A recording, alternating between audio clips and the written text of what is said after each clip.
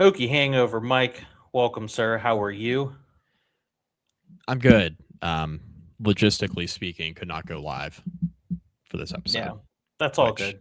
Surprise! There's a new Hokie hangover in your feed.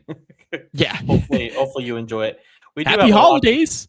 Merry Yeah. Christmas. Okay. Yeah, I was about to say. Hold on, Yeah. Mike. This is not a Happy Holidays podcast. This is a Merry Christmas, Happy New Year. If we have any Jewish listeners, Happy Hanukkah. Hanukkah's already started, obviously. Yes. Um, Really quick, one thing I wanted to say before we get started on kind of a somber note. I don't know if we have any NASCAR fans that listen to this. Retired NASCAR driver Greg Biffle died in a plane crash today in North Carolina. Um, any of our listeners who happen to be in like the rural parts of Virginia and North Carolina know what Greg Biffle did during the Hurricane Helene floods from last year. The guy was flying supplies on his own helicopter just for weeks on end, making sure people had supplies to live. So his entire family died in this plane crash. So if you are a religious person in any way, say some prayers for the Biffle family and their friends, Straight to the kingdom, man. Like that just guy was, absolutely, yeah. absolutely awful. Yeah. But I wanted to make sure I put that out there because as someone who grew up watching Greg Biffle race, and then I got to see obviously a better side of him after he hung up his helmet. So pretty sad day on the NASCAR front. As far as Virginia Tech is concerned, there's a lot going on, Mike. Yeah. Uh, it's Yeah, there a is. it's a dead period. However, that does not mean that the ball has stopped rolling in Blacksburg. James Franklin has not officially, because the university for some reason has not put out a news release on these hires, but James Franklin has filled out his offensive staff as far as the main full time on field assistants are concerned. Defense still a work in progress. We obviously talked about Brent Pry on the last show. That's the only one that's been set in stone on the defensive side right now. There are some irons in the fire. Some results this weekend may get us some news depending on how things go. There is at least one name in play for somebody who's coaching this weekend in the playoff that may or may not be headed to Blacksburg. So we'll see how that goes. But as far as his offensive staff is concerned, it is set. Virginia Tech's new offensive coordinator will be Ty Howell. I think I'm pronouncing that right. You are. He was the co-offensive coordinator at Penn State, also the tight ends coach. He comes over. Quarterbacks coach from Penn State is coming over as well, Danny O'Brien. Running backs coach Norval McKenzie from Georgia Tech, which I thought was an interesting hire, and I want to get into that one a little bit. And then two guys retained on this offensive staff. Oddly enough, Mike Fontel Mines will be returning to Virginia Tech, likely as the receivers coach, and then Matt Moore will be coming back as the offensive line coach. What are your early kind of thoughts on this offensive staff as a whole without getting too into the weeds on any one guy? So I'm a little surprised that Franklin went with the first time play caller in Howell. Yeah. Um, just given, I guess, given the fact that, and we talked about a lot on the last podcast, so I don't want to dive like really far into it, but like just given the fact that they had all these monetary resources at play. But like I mentioned on the last show, he's kind of going down, I guess, the path of guys he knows can succeed, or like he doesn't know that for Guys sure. he That was knows and guys he thinks he can knows, succeed. right? And things can, yeah, that's a better way to putting it. Like things can succeed, right? Guys have been on his staff that he thinks very highly of that have had success in their roles previously, and we talked about with Brent Pry more so. I think the Howell hire can work. I'm not surprised Virginia Tech retained Fontel Mines or Matt Moore. Not like totally shocked by that. Was a little bit surprised that Elijah Brooks was let go or not retained. However, they went about doing that. Norval McKenzie, the running backs coach at Georgia Tech. was probably going to leave Georgia Tech anyway. From folks I know that work around Georgia Tech, like are on the Georgia Tech beat. It's an exodus over there right now. It's an exodus, man, and it's a lot of it has to do with the fact that Buster Faulkner, former offensive coordinator, leaves for Florida, takes a lot of guys with him. That's just kind of the thing that happens, right? Yep. Takes some members of the offensive staff with him. McKenzie was either going to go to Florida or he was going to be in play elsewhere. It did not sound like he was going to be retained by Georgia Tech because the concern at Georgia Tech was that he was not recruiting well enough in the Atlanta area. Now, one of my first thoughts, and you and I were texting about this, one of my first thoughts was that McKenzie was hired because he could recruit the Atlanta area, which so much of recruiting these days is NIL money funding. What do you have behind you? I think it's been pretty clear that Franklin, as he's filled out his offensive staff, the broader point is that he's filled it out with a bunch of recruiters. Like Yes. Matt Moore, I think one of the pros of Matt Moore when he was hired under Brent Pry's staff was, okay, yeah, he could develop offensive linemen, but he could also recruit. That was a check in that column, right, for him when he was hired. So Franklin retaining him was not a huge surprise. Fontel Mines, obviously a good recruiter, not a surprise that he was retained. And I feel like, right, the opportunity to be able to kind of open up a recruiting avenue in the Atlanta area is probably what got McKenzie the job. And I don't think Franklin is probably as concerned about McKenzie's ability to recruit to Virginia Tech, given Virginia Tech's financial standing, right, and kind of where they're at now in terms of being able to build a roster relative to, I guess, what Georgia Tech has at their disposal in terms of NIL and rev share. So it's an interesting staff that he's put together. It's a mix of new and old, which is what tends to happen with every staff. There's generally a few holdovers, right? And then a lot of new faces. Most intrigued, obviously, by Howell because he's the new guy, right? In terms of first-time offensive coordinator, first-time play caller, we have not seen that succeed very often recently. So that's a little bit of a concern for me, but he can recruit his ass off. He can recruit. I don't think Virginia Tech's going to have a lot of trouble, a lot of issues getting talent in the door with the staff that Franklin has hired to coach the offense. And I think that's going to cover up, at least initially, right, when Virginia Tech's trying to climb out of the gutter, I think that's going to cover up a lot of the issues. Now, what you worry about with these staffers, right, is how are they from a player development standpoint, a relationship standpoint? I'm not sure if that's a thing you're as worried about right now, but you could be worried about more year 2, year 3, year 4, right? Similar to how I was thinking about the Pry hire, right? It's like, okay, what's this going to look like year 2, year 3, year 4 as, Franklin gets his feet under him in Blacksburg and the actual coaching, right? The actual coaching comes under a little bit more scrutiny because it's a honeymoon period right now too, right? It's like, okay, all these hires could work. Yeah. They also a chance that they don't, and what does that look like if they don't? Same issue, same questions I had with Pry.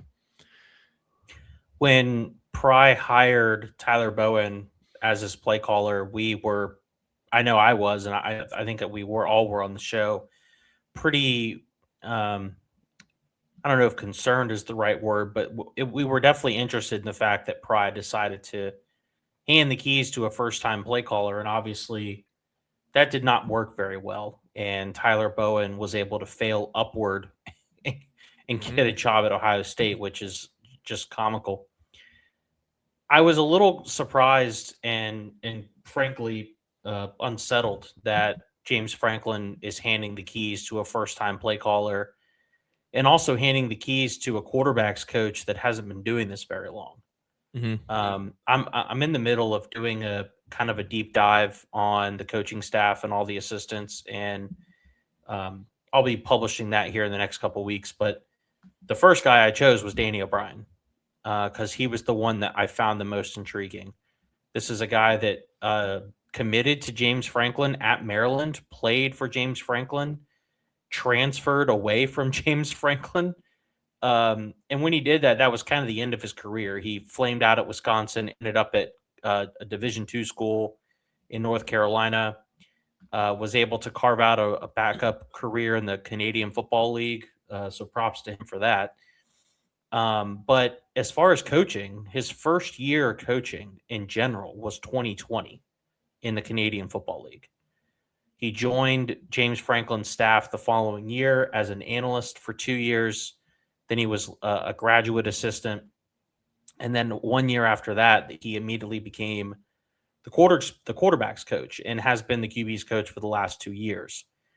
That's not a ton of experience and doesn't really have much of a track record of quarterback development. And really the only guy that we can look at for any sort of clue is Drew Aller. And there's some to like and some not to like. It's a bit of a mixed bag. So Howell's inexperience as a play caller because he hasn't done it, plus O'Brien's lack of experience or limited experience as a quarterback's coach is something I'm going to be keeping an eye on. And, that's something that was a criticism of James Franklin, really, as far as the quarterback development goes for years at Penn State. They were able to get good to okay quarterback play, but they were never able to get elite quarterback play. They never got over the hump. Drew Aller was supposed to be the guy that changed that. He was a 5-star recruit. Guy was one of the top quarterback prospects in the country. Had the huge arm, had all the physical tools.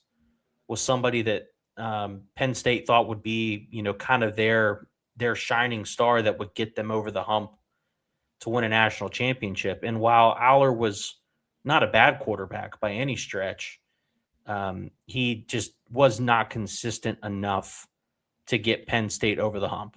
And that's, it obviously we're apples to orange comparison here, right? Because Virginia Tech's quarterback play has been a mess for years. Yeah. And Virginia Tech fans would kill to have the level of quarterback production that Penn State fans have enjoyed for the last several years. So take that. And that's something I put out on X to clarify when Danny O'Brien was first hired, was that if Penn State, if James Franklin, Ty Howell, and Danny O'Brien can replicate the same level of quarterback production that they had at State College in Blacksburg, Tech fans are going to be pretty happy about that. Yeah, because it's been really since Gerard Evans, which is now coming up on a decade, by the way, which, in case you wanted to feel old, since Virginia Tech has had good quarterback play. I mean, Josh Jackson was kind of there. He was close in 2017, and then obviously 2018 he broke his leg and season went awry from there.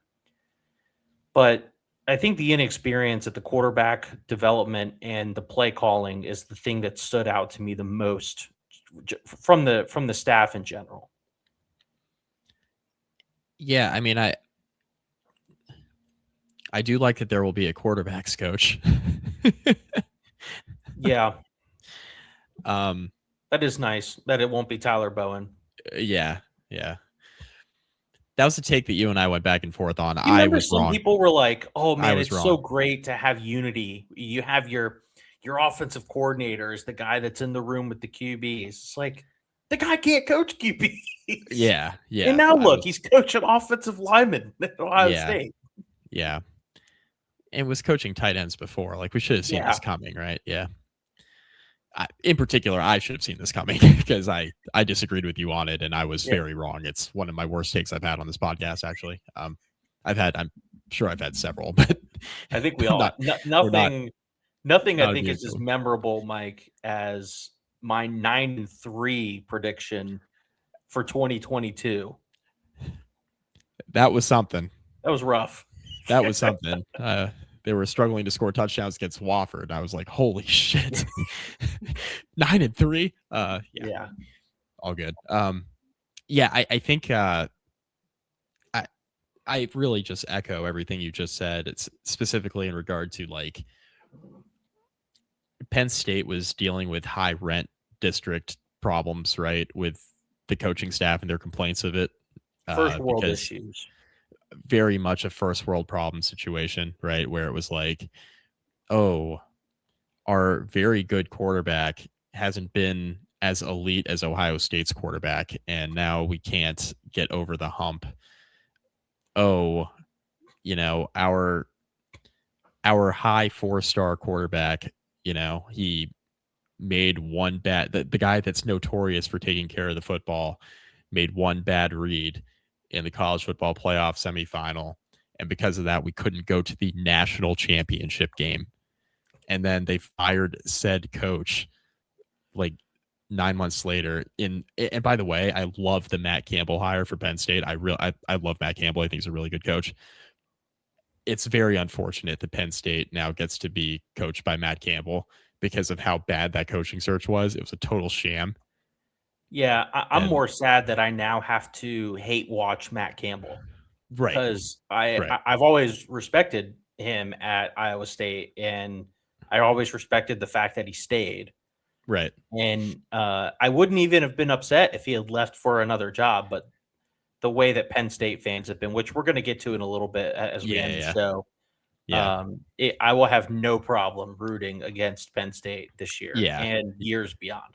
And it won't Zero. be personal, and it will not be personal with Matt Campbell, who did like Nope. all the right things, stayed at Iowa State forever, like passed up so many opportunities, right? Like so many different schools want him. He kept saying no.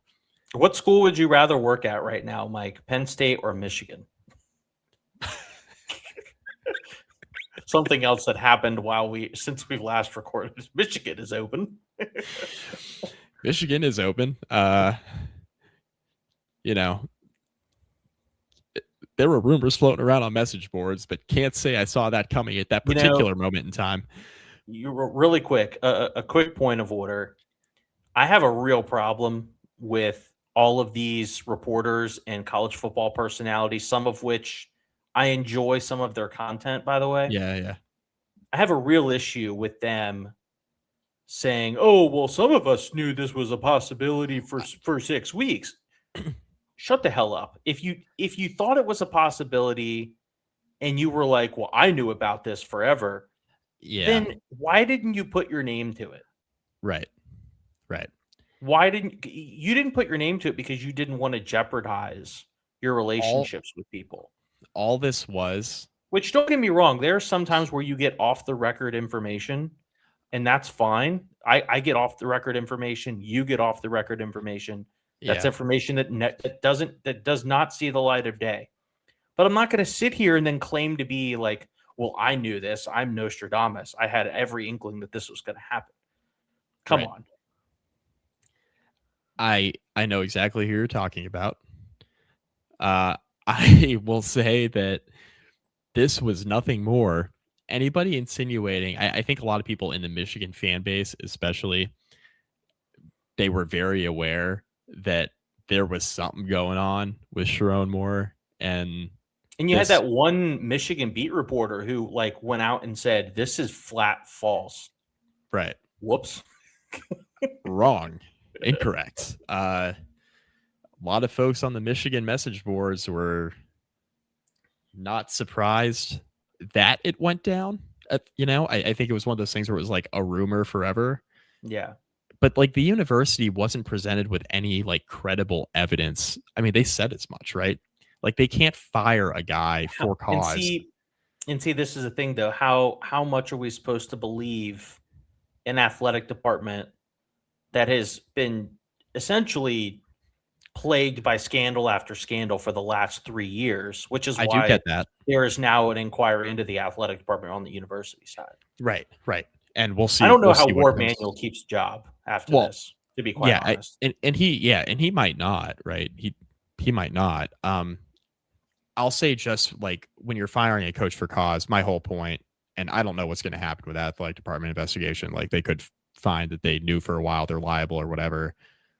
But I also, from Michigan's standpoint, especially since they've been scandal plagued, I could see why they wanted to cross all their T's, dot all their I's to make sure that like they had credible Yeah. support for firing. Because when you fire a coach for cause, you're going to get sued, right? Like look at Ohio University's coach, Mm. Brian Smith, who was fired for gross professional misconduct. And yesterday afternoon, We the all reason thought that he was was given, fine.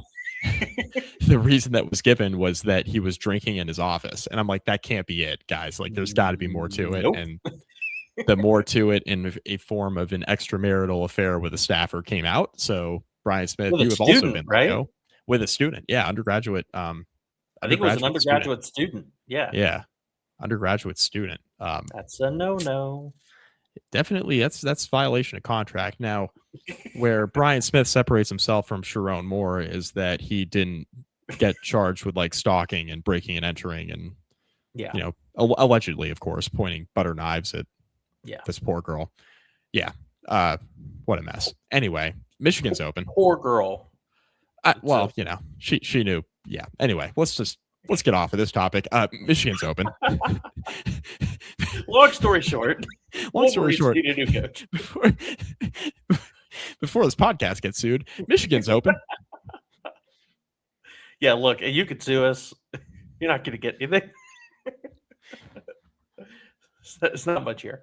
Right. And I'm not even sure where we went for this. You asked me which job would I rather have, Michigan or Penn State? Yes, I think I would. Right. Yeah, I think I would rather have. I think I would rather have Penn State just because they haven't had the scandal issues. Like they had a bad coaching search that happens, and they have a crazy. At least with Penn State, you know who your boss is going to be. Right. Whereas at Michigan, your boss may change the second you buy a house. So I'm not. Right. Yeah, I'm not really. Even though Michigan has more money and has the resources that are a little bit higher than Penn State, and I get that, but surprisingly, Penn State seems like the stable option there. Let's talk about the Norval McKenzie hire a little bit more, because I agree with your point, Mike, that I thought there was a good shot that Elijah Brooks was going to keep his job. That was and then all of a sudden things changed, and I'm not really sure why. That sounds like it was contract based. Could be. Like money? So, yeah. Like Brooks wanted a number and Tech wasn't giving him a number? Yeah, that's what it sounds like. Now, you got to have somebody in your back pocket, and they move quickly on McKenzie, right? So, very quickly. Franklin, I think Franklin probably had an inkling it could be heading this direction, right? Maybe they're not going to agree. We have to have a backup plan, and they moved quickly. Yeah. They moved really quickly. So, I mean, I think it's one of those situations where Franklin had a list of guys he was interested in keeping, obviously, from the coaching staff. You try to see if you can work out contracts, et cetera, et cetera. This is how it's going to run. Are we aligned, right? Just philosophically, are we going to be aligned? If you check all those boxes, obviously, they're going to stay on staff. Yep. Early on, it seemed like it was going to be Brooks, Mines, and then maybe Matt Moore. Then it kind of pivoted to Mines, Matt Moore, maybe Elijah Brooks, like pretty quickly. So, I was kind of surprised, Mike, when Trotwine from Penn State ended up at Florida, because I thought that James Franklin would really make a push to bring him over. And Virginia Tech's offensive line was objectively bad for the first several weeks of the year. Mm-hmm. However, Matt Moore does deserve some credit for the way the line played in the run game at the end of the year and how productive they were in the run game because of the line. And I'm wondering if that, combined with Matt Moore's recruiting chops and the stuff he's done in the past, particularly at West Virginia, was enough for James Franklin to feel confident in him running that group under his leadership. Yeah. I'm good with them keeping Moore. Yeah, me too. It was surprising, but he was probably the best option available, all things considered. Yeah. And also, he came in in kind of a weird situation, right? Lame duck coach, brand new offensive line. Yeah, you brought a couple guys weird with you. Situation. Yeah, I mean, you brought a couple guys with you, but you're coming in with a new offensive coordinator, lame duck head coach. There's a lot that was going on there, right? That was working against Matt Moore too. Not to like excuse make for how poorly the offensive line looked, I mean, but he had a bad quarterback that Jimmy, was it was seeing ghosts at the line. They some of had it's like a yeah. Jimmy and Joe's issue, like we Oh, can for talk sure. about we I think a lot of How times different would the line have looked if like Cade Moore was there, yeah, right, Braylon Moore? Like right. how different would that line have looked? With that coaching, right? And like everybody complained about Joe Rudolph year one because he was like like the scheme was mismatched or he couldn't coach or whatever. And then he goes to Notre Dame, right, with all the 5 stars, and it's like, okay, well, like He can we like coach. to blame, yeah, it's like if you're very well thought of and highly respected, and everybody is commending you being hired, like somewhere else, it probably points to the fact that he wasn't a bad coach, right? Like, remember when Rudolph left, everybody was talking about how good of a hire it was for Notre Dame. It Yeah. was like, you know, if the entire industry is praising the hire, not to say like everybody's right all the time, but if like 1,000 different people are praising the hire, it probably had more to do with the players you had than the coaching. Mhm. You know what I mean? And I Well, I think think Mike, the real reason that Joe Rudolph left for Notre Dame is that he doesn't want to coach at a program that would play in a game centered around Pop Tarts.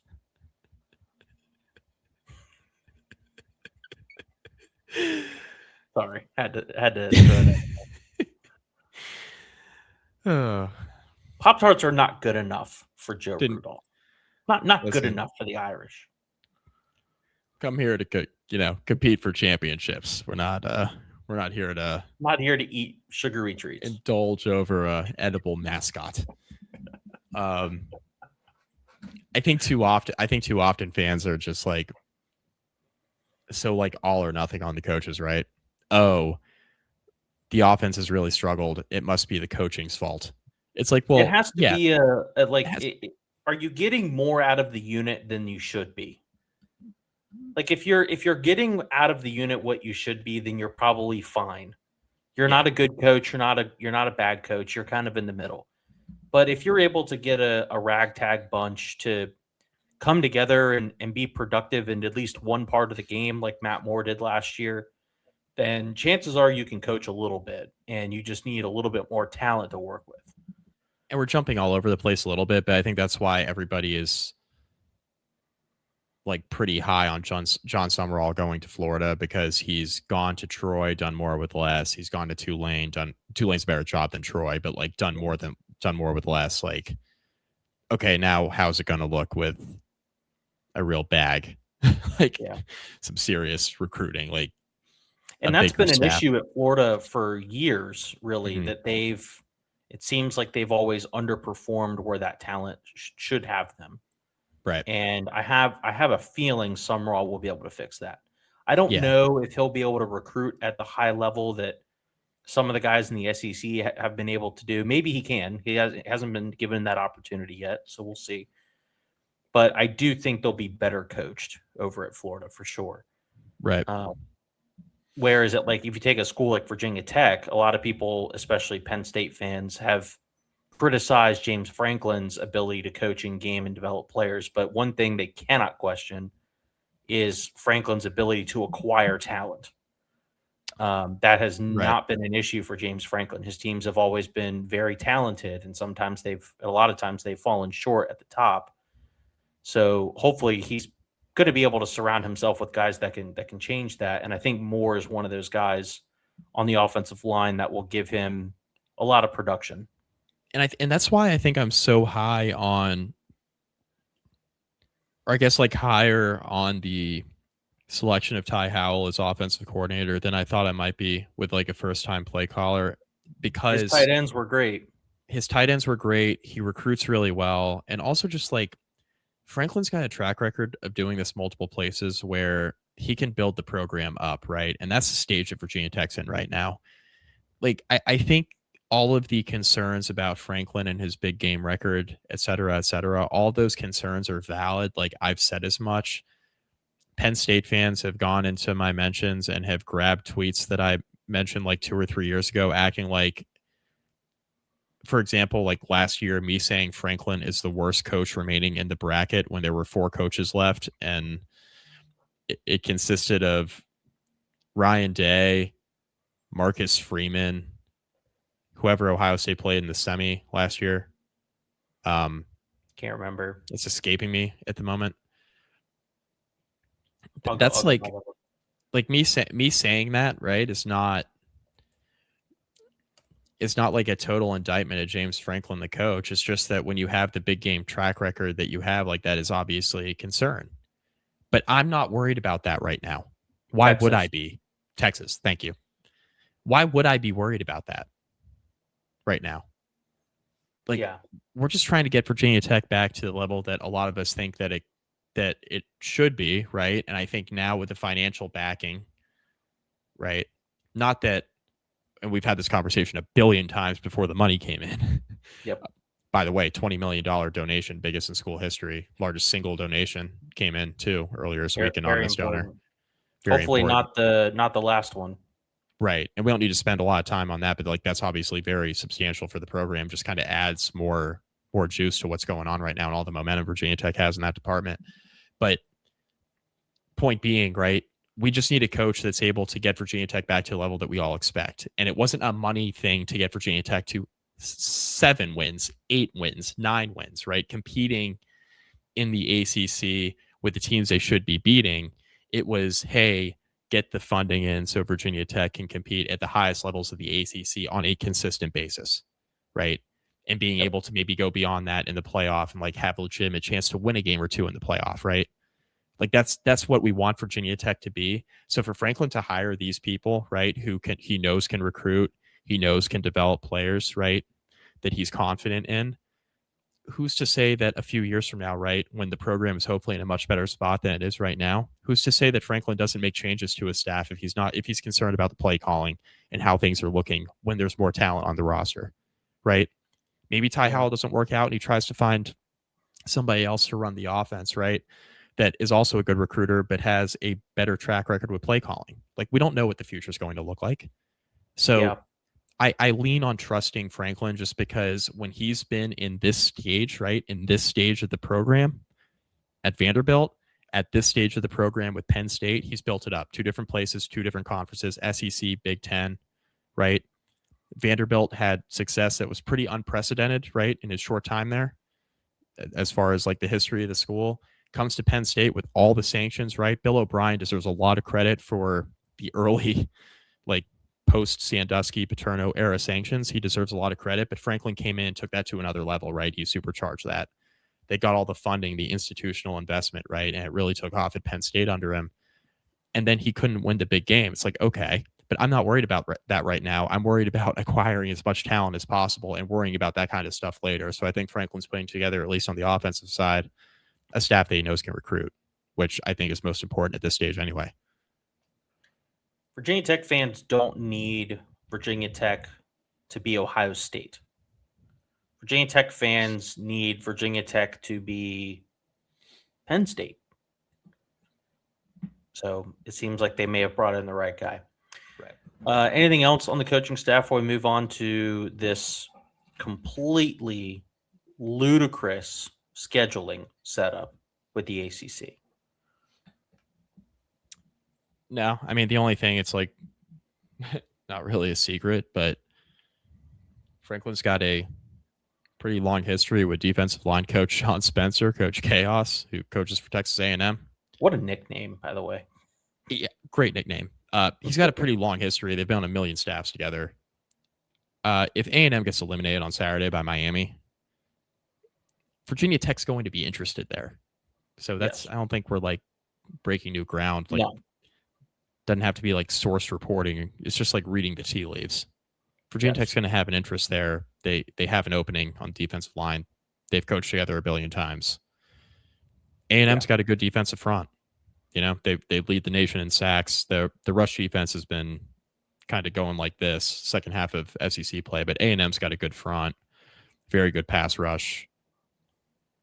I think Spencer deserves obviously a lot of credit for that. So just keep an eye on that, I would say. Good point. We got an announcement earlier this week, Mike, that the ACC was amending the schedule for 2026 to get everyone to 9 conference games. The problem with this setup, Mike, is that not everyone is going to play 9 conference games. Right. Right. Only some are going to play 9 conference games. So there are 5 programs that will continue to play 8 conference games. That's BC, Clemson, Florida State, Georgia Tech, North Carolina. Everyone else's schedule's changed. So Virginia Tech, their home schedule in the conference now, Georgia Tech, Pittsburgh, Stanford, and Virginia.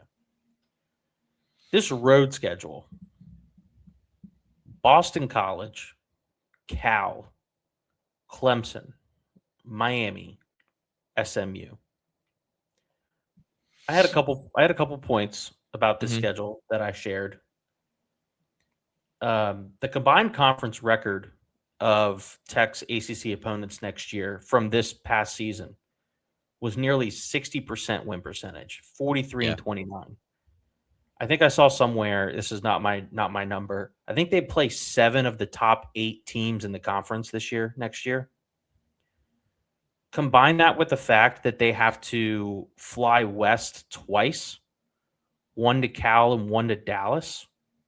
And then they have to go to both ends of the Eastern Seaboard in Boston College and Miami. Yeah. This schedule sucks. It's bad. It's really, really bad. It's bad on a number of different levels, right? It's challenging. It's an awful home slate. The home games are terrible. I mean, for season ticket holders, et cetera, et cetera. Awful, awful, awful home slate. So there's kind of 2 sides of the coin there. I'm going to get out ahead of this now on December 18th, week before Christmas. We're going to get out ahead of this, Ricky, because, we've seen so far, as we sit here recording, we've seen a recruiting class brought in. We have yet to see the portal open and see what Virginia Tech does there. We have seen some members of the roster at this point announce that they're staying. Jeff Overton seems like a pretty good, welcome back, pretty solid Although, player to retain. Who was it that had? I think it was Joel Klatt who had a good bit about that. He was like, "I don't want to know that guys are re-signing." It's like, I didn't know you were going to leave. Don't get me started on the re-signing. Yeah, Pete Nakos from On3 said that one of A&M's receivers signed the biggest deal in school history. We're acting like this is NFL free agency, and I know that it is. I get it, but I like to still pretend this is college football. Just pretend, like, humor me. Like, we don't need to do this thing. It's the biggest deal in school. Like, we don't need to do that. We really don't. Also, like, I tweeted this, but like, what's the time frame? Not going to get any better, Mike. Yeah. It's not.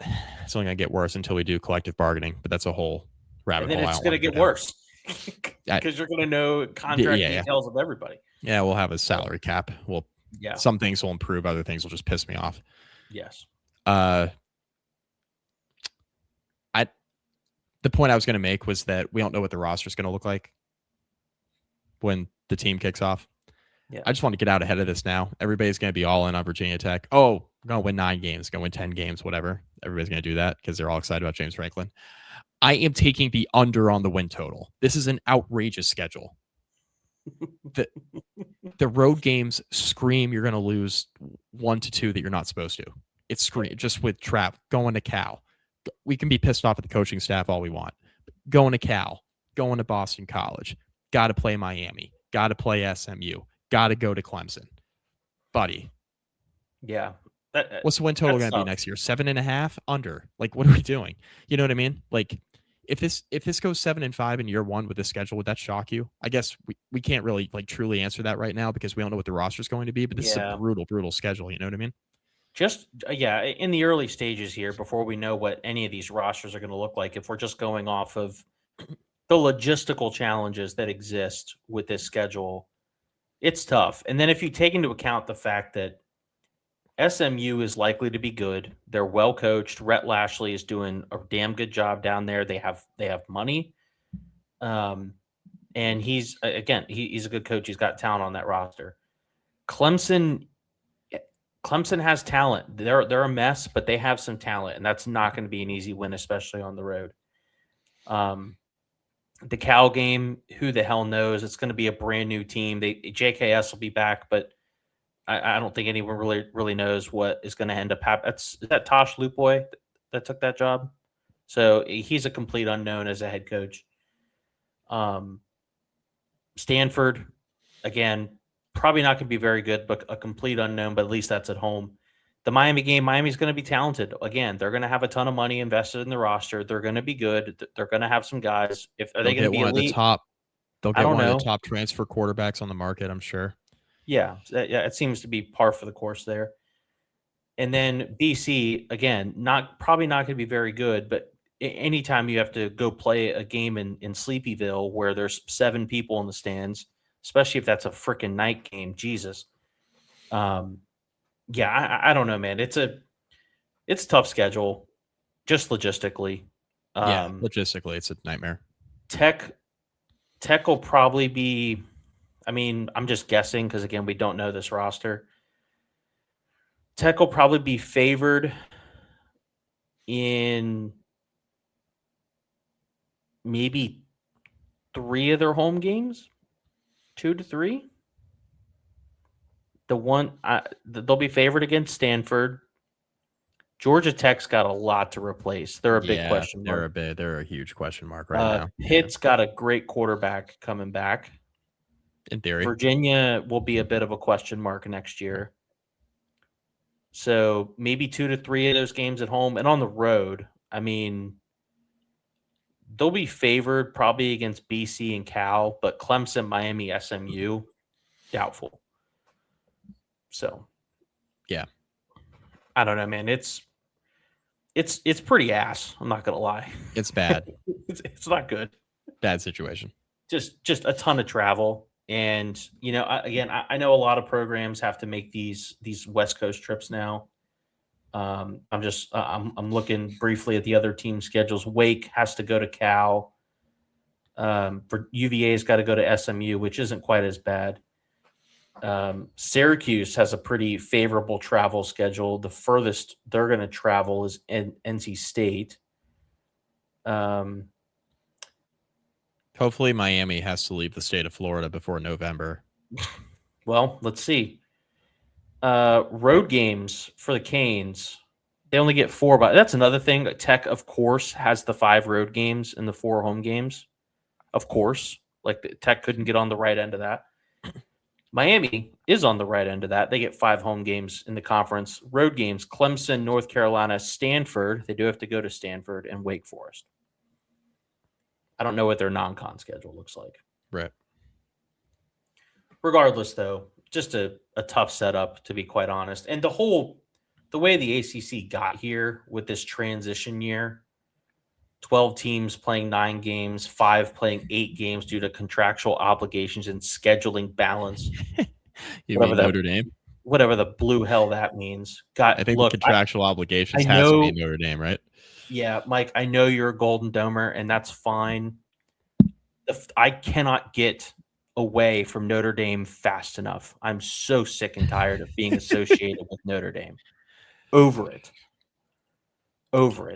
They should just go play their schedule where they had mostly Big Ten opponents for like a majority of their existence. Would make a lot more sense. The ACC they should join the Big Ten, Mike. They should just join the Big Ten. Yeah, they fit there. Half their rivals play in almost all their rivals play in the Big Ten now. Almost all their rivals play in the Big Ten. You could have your protected USC rivalry, and your non-con games could be Navy and Stanford. Your 2 other long-standing, right? Perfect. And then you get to play Purdue and you get to play Michigan State like you always did, and Indiana. Yeah, especially now, Notre Dame, Indiana would be great. It'd be great. It'd be 5 years a game ago, day game. An ass. Right. Yeah, that'd be great. I mean, it was a banger. Well, it wasn't really that big of a banger, I guess. In the playoff, Notre Dame kind of mopped the floor with them last year, but it would have been a banger this year. Yeah. Well, maybe. Who knows? Yeah. We'll never know. Yeah, we'll never know. Regardless, yeah, obviously we'll have to wait and see what the full schedule looks like here. And we're really not sure what this means for the non-conference schedule because if I remember correctly, Mike, Virginia Tech has Maryland, VMI, JMU, and ODU on the schedule. Yeah. Yeah. For now. So there's going to have to be a change there. Speaking of VMI, Tech pulled VMI's Danny Rocco, who sounds like he really wanted out of VMI. Yeah. And James Franklin was like, "Come on over here, buddy. I got a cushy job for you." Doesn't have to move too far. Yeah. Could probably VMI, probably keep his place in Lynchburg and just move a little further south, have a second place. Rocco's made plenty of money. He could do that if he wanted to. Yeah. Yeah. Guy who's coached at like 84 different places. Yeah. He's good. Don't worry about Rocco. Yeah. Well, we'll have to see what the final schedule looks like and the sequencing of these games. That's going to be important. Like if they have to do back-to-back trips outside the time zone or to BC or Miami, like if those trips are paired up, like back-to-back road games, one at Cal and one at Miami, or one at Cal and one at BC, that's going to be tough. I would imagine that second game is going to be really, really difficult. Mm-hmm. Anything else on this schedule? No, I mean, obviously we'll have more thoughts on it once we know the roster and everybody else's rosters. Yeah. Quick transfer portal update. Bo Perbula, is that how you pronounce his last name? Yeah. Missouri quarterback. He is in the transfer portal. Obviously a former Penn State passer.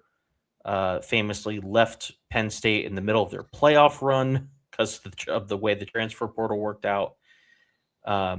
He had a bit of a messy year, Mike, at Missouri. Got off to a hot start. Things did not end well. He got injured for part of the year. Yeah. He is no, we're not breaking any news here. He's a potential Virginia Tech quarterback for next year, obviously, given the connections there. I don't think Danny O'Brien recruited him. He was a little early. I think this was a Yurchich recruit. That sounds right, because Bo's a little older. But that doesn't mean that Franklin is not going to knock on the door and see what would happen there. Last thing I want to put out, because I want to end on the transfer portal here. Penn State player Chaz Coleman, who's an edge rusher for the Nittany Lions, he's going to be entering the portal. Coleman didn't play a ton this year, but graded out really well on Pro Football Focus. Clickbait Professionals on 3 named him a midseason true freshman All-American. So the guy's got a little bit of – he was a former 4-star guy. He's got a little bit of a pedigree there. Tech could be in play here. Unless you're a Penn State fan and you think that he's going to Ohio State, which you very well may be. But I just want to point out, Mike, I shared this news from On 3 a little over 6 hours ago. I have 56 replies. At least 50 of them are Penn State fans telling me he's going to Ohio State and that I'm delusional. The point here, Mike, Penn State fans are effing annoying. They have been in my mentions for weeks on everything, telling me how bad James Franklin is, telling me how bad Danny O'Brien is, telling me I'm delusional, telling me Tech sucks. And look, you're right on the Tech sucks thing. Tech hasn't been very good for quite some time. Yeah. But good Lord, guys, you guys had the worst coaching search of all time. You luck boxed yourself into a pretty damn good coach. Like, just be happy with that your coaching search didn't end in disaster and go enjoy yourselves up in State College. Jesus Christ. It's been weeks, Mike. It's like a score. I don't know what your mentions are like, but mine are just infested with Penn State fans. Scorned woman situation. That's what it is. It's like you guys fired him. Don't come to me now that we're happy with him. we didn't ask for this. He just landed in our lap, Pause. Like, seriously. Never, Mike, never in a million years did I think James Franklin would coach at Virginia Tech. Not ever.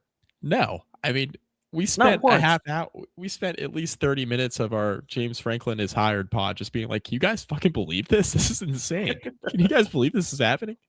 Yeah. Yeah. I mean, never in a million years do we think this is going to happen. Certainly so, I mean, and again, it's your fault, Penn State. Like, he had you guys on the cusp of the national title appearance last year, and you fired him.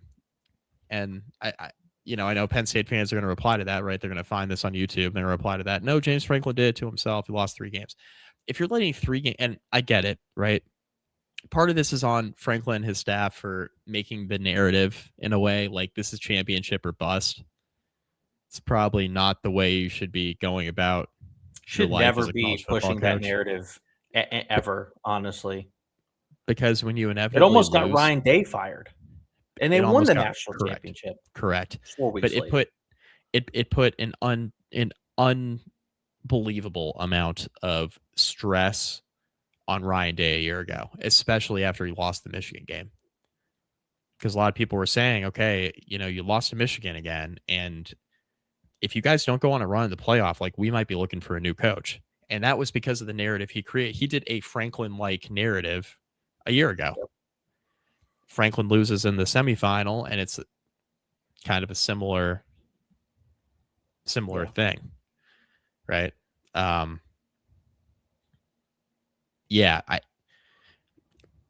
State fans just hired a good coach in Matt Campbell. Don't know if it'll work out better or worse, about the same. No idea. I like Matt Campbell a lot. But, like, wouldn't it be kind of funny if Penn State just maybe wasn't quite as good as they were before, but Matt Campbell was, like, better than he was at Iowa State? So, like, in other words, wouldn't it be funny if Penn State was outcome? Like, which is probably the most likely outcome. Penn State's just like a 9-3 team all the time, which, again, very good, right? Good. Big Ten, 9-3, chance at the playoff, all that stuff. But, like, you're more of a ReliaQuest Bowl team than, like, a consistent college football playoff contender. You mean you're a Pop-Tarts Bowl team? Even that. Could I interest you in the Tax Slayer Gator Bowl? Or could go really south. Or could go really south. They could be a San Diego County Credit Union Poinsettia Bowl type team where they're like 6-6. Yeah. Mike, while this conversation was going on, another Penn State fan just jumped in my mentions. Just enjoy Matt Campbell. Another one. Also, I do want to point out, like, a lot of people like to say that the bowl season's not completely screwed. And I would like to believe that because I do like bowl season. But I do I do want to point out, though, Mike, I watched part of the ODU USF game. In the Cure Bowl in Orlando. Fun bowl game. 2 fun bowl games last night. Yeah, Mike, imagine how much more fun it would be if the quarterbacks were in the damn game. I know. Or if one of their team didn't have an interim coach. I was going to say, Alex Galesh was, like, actually coaching South Florida in that game. That would have been cool. I mean, Quinn Hennicle, the backup, almost died on the damn field. And then he ended up coming back in the game, which I don't know how the hell he cleared concussion protocol, but Jesus. But yeah, imagine how much more fun that game would have been if Byron Brown and Colton Joseph were playing. Yeah. I don't know. I don't really know what the solution is to the bowl stuff, Mike, but there's got to be one because this is just stupid watching this stuff. I mean, Tech fans saw it firsthand the last few years. We saw it in New York at the Pinstripe Bowl. Yeah. Tech's team was decimated. They got run over by Maryland. Yep. Which is not a good program. And then last year they got pretty soundly beat, even if the scoreboard didn't say it, pretty soundly beat by Minnesota. Yeah. With half their roster out. Something has to be done here. We either need to move the bowl season, we need to move up the regular season, which I think is at least a viable option. There's a radical option of you move the bowls to the preseason, which make them week 0. would be wild, but could maybe work. I don't know. Yeah. I mean, it But would be. it's stupid to have these bowl games where every team is playing a quarter of the roster's backups. We sat in the freezing cold and the rain to watch Virginia Tech play in the Military Bowl, and we had a great time. And Tulane was missing half the roster But that's my entire and their point, coaching right? staff. And their coaching staff, right? It was the pre-John Summerall hire. Like they were missing. Willie Fritz left for Houston, took his entire staff with him, Yep. and none of them coached the bowl game. They're really good quarterback, Michael I can't remember his Pratt. name. Michael Yeah, Pratt that's right. He sat didn't out, play. didn't play, and they Tulane had actually, no I real think, was shot. playing their third quarterback. I think the Hmm. backup was either hurt Oh, the or backup was in the portal. the backup got mauled right in front of us. Remember, his leg bent the wrong way, like in the first Yeah. quarter. It was in an air cast.